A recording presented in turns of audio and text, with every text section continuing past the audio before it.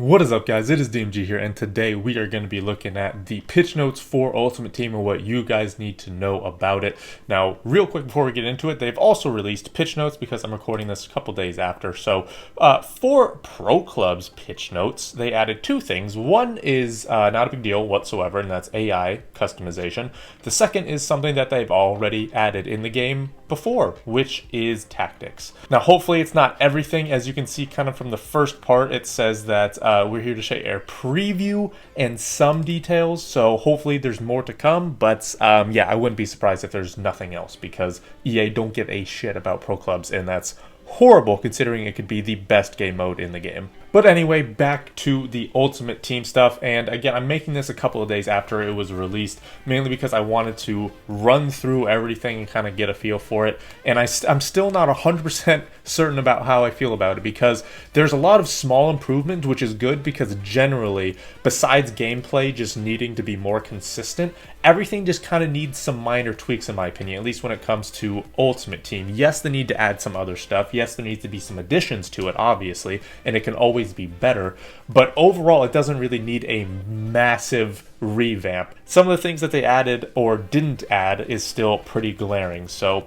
obviously one of the first things that they added was FUT co-op, which is great in general, because again, you can play co-op and Ultimate Team with a friend. So you can do this through division rivals, you can do this through squad battles. I'm not sure why you would want to do it through squad battles. There might be more rewards to it, but we'll wait to see through that. As I just mentioned, again, you can do co-op through squad battles, division rivals, and you can do this that could actually go through your division rivals points. Now, they mentioned here that there's going to be a cap to division rival games, not how much you can play, but just how much actually goes to your skill rating, which is good in my opinion. We'll talk about that a little bit later when they actually mention it later on. But again, overall, it's just co-op. Playing in rivals, playing in squad battles is nice, and you can see here you can play against solo or co-op opponents, which is good, right? So you don't have to constantly, or randomly I should say, come up against co-op people, because I will say probably early on there's probably going to be more co-op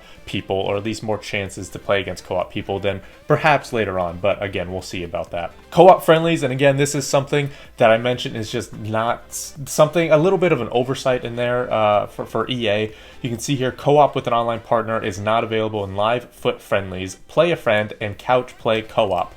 So co-op with an online partner is not available for a co-op part of a game mode. Like, that doesn't make any sense. Why would you not include that? So again, a little bit of an oversight here. FIFA trainer improvements, not really that big of a deal. It's just trainer stuff, which again, everyone turns off. Moving on to FUT events, we have something where you and other people around in the FUT community can play to compete by completing objectives in-game to unlock rewards as a community. So there's TIFOs here. There's some other stuff, I'm assuming later on, but it's just going to be, you know, everyone kind of tries to play a little bit so then they can get these, you know, these small objectives here. And as this pool of XP grows, the community will progress. So again, it's not so much you against another person, it's everyone in the community coming together for it. And you know, if you just complete one, you can see here, one objective, then you're going to get part of this stuff. So if you really wanted to, you could literally just do one and then hope that everyone else completes everything else for you, essentially. Moving on, team events, pretty much the same thing. You can just choose between two things, and then whoever wins gets a reward. And then they mentioned here as well that even if you don't win the competition, that there's going to be some consolation rewards. And they also mention it's not about necessarily who has more members, right? When it comes to choosing your team, don't worry about which has more members. Get behind your favorite as a competition is not about earning the absolute highest, but it's about contributing the highest XP on average. FUT Stadium, you can customize some stuff. That's good, right? There's no such thing as too much customization. They need to have added that for pro clubs. Hopefully they add that for career mode, which I think comes out tomorrow within one of the next few days, at least some of the trailer and the pitch notes for that. So we'll keep an eye out for that and make a video or a stream on that as well. But as I said, you can't have too much customization. So Stadium, that's good here. And I think as you continue to grow, your stadium actually gets better. So yeah, with FUT Challenger Stadium expansion of your stadium will grow in capacity, giving you even more ways to customize and additional placement options. So you can see here, there's match day, there's crowd chants, there's music as well, like walkout music, stuff on the sidelines to structure the stadium. You can put some type of statue there if you want. So again, it's a small thing, but again, it's just more customization, which is never a bad thing. So hopefully, if the gameplay is good, and don't get me wrong, that is a big if, that all of these small additions come together. Like I said, Ultimate Team in general does not need a major revamp. It's just about adding some things here and there to make it just better overall. And obviously, gameplay is a completely separate issue. But yeah, Ultimate Team, it's just small things here and there, which they are doing. Some changes to the competitive modes, so division rivals placements and squad battles and such. So there is going to be more ways to get your rank in division rivals initially, so you can play squad battles, 10 squad battle games to kind of get you, have a feel, which again isn't really that big of a deal. It's just kind of at the start, so again, not really a big deal. You could still do the initial 5 matches in division rivals to get your placement there, so whatever way you want to do it. And they also have coins for promotion, which is nice. Now, it is only a one-time thing, I believe. We're going to have to see here. So yes, it is more rewarding through a one-time coin reward that is added to your club immediately upon promotion. Now, again, let's say if you get put into Division 5, you get all the coins through Division 5. So 10, 9, 8, 7, 6, and 5. Again, if you are placed in Division 5. And, you can see here, 10,000 coins, it's not a lot, but it's not final, obviously. If you're in Division 1, or if you get to Division 1, you should obviously not just be getting 1,000 coins. Going into the weekly match cap and tiers, this is something that I think is actually really fantastic. They're implementing a cap on the number of games that will contribute to your weekly score in Division Rivals. So it's not, you can only play 30 games in Division Rivals and then that's it. That's not what that is, because obviously once you get done with this cap, you still would want to play a little bit, right? Try to work your way towards FUT Champs. Try to work your way up in the divisions and get a better skill rating or something like that. So after completing your first 30 games of Rivals, the matches will stop adding to your weekly score. Through this change, players who play Rivals more than 30 games can contribute to, again, for objectives, skill ratings, new divisions. But again, it's the point that someone who plays constantly, plays 50, 60 games in the first week that is released, which again happens because if you guys remember from FIFA 20 when they first did this thing, the skill rating was ridiculous. It was literally in the 60, 70,000 range, when now you can get to rank 3 by getting 5,000 or something like that. And obviously that's two different areas, right, at the end of the game, at the start of the game, but still that vast difference is huge. So that's really nice because again, those players who are not having anything to do in the first week or so it comes out are not going to be playing 50, 60, 70 games, and everyone else gets hindered by that. They've also added that it will now feature 6 ranks instead of 5, which is nice just because then there's going to be different rewards. Hopefully the rewards are a little bit better or a little bit I do hope they're better, just because I think Division Rivals in general is a better competitive concept than FUT Champs. Because let's say you disconnect in Division Rivals or you get unlucky in Division Rivals, you can get that back immediately by winning your next game or two. You're not punished for EA's servers, you're not punished for anything else. So hopefully the rewards are much better for Division Rivals and then less so for FUT Champs, in my opinion. Now, going to the next thing, again, a little bit for FUT Champs. They are extending the top 100 leaderboards, which is fantastic. Now it's top 200. Again, it's going to be a similar concept for rewards. It just moves down the ranks. So instead of 2 through 10, 2 through 20, 11 through 25, 21 through 50, etc., doing the same thing for squad battles. So again, Division Rivals is a much better competitive concept in my opinion, but this is just still a nice thing to have for FUT Champs. Moving on to live FUT Friendly, something that you cannot do for co-op, unfortunately. This is something that they mentioned is going to be somewhat similar to tournaments from previous FIFAs, such as the daily knockout tournaments.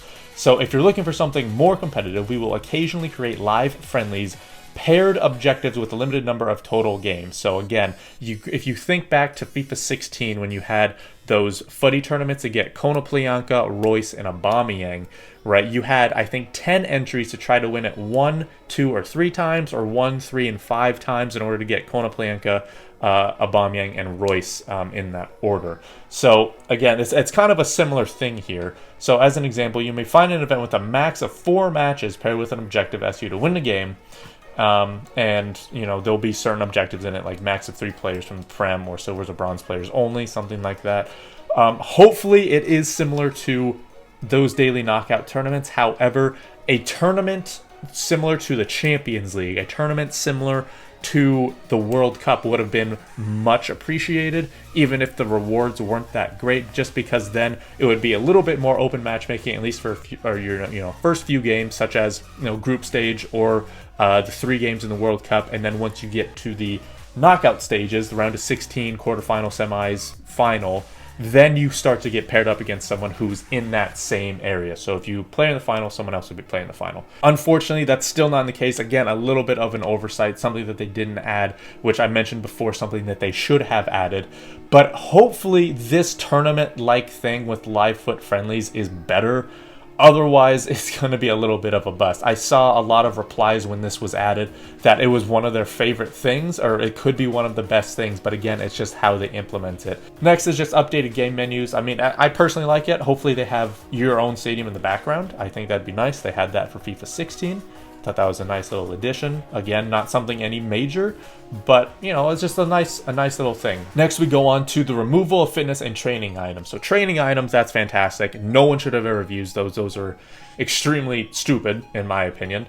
Now, the fitness items, there's great. I personally think that's fantastic. And there is a little bit of a caveat, but I do think overall it's good, especially at the start of the game when, you have to get essentially 2 teams so then you can rotate it, right? You have your main team and you have your fitness team.